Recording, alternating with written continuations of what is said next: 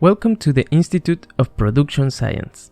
In the past year, the demand for 3D printed components at the Institute has grown, and they decided to acquire multiple desktop FDM 3D printers in order to create a print farm and comply with the demand.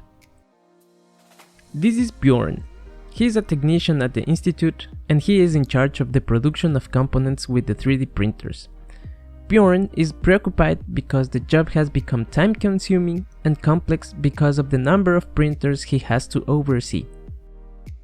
For example, Bjorn loses a considerable amount of time by going to the printers to take an SD card, then going back to his office to upload the needed files, and then going back to the printers in order to start the printing process manually.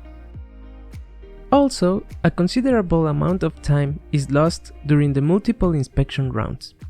During the day, Bjorn has to repeatedly check that the printers are running as expected and that the components haven't slipped from the printing beds. On the other hand, more printers mean more filament spools. Numerous components are printed with a variety of materials in multiple printers, which makes the logging of the used filament a complex task. Questions like, how much PLA is in the red spool? How many spools do we have?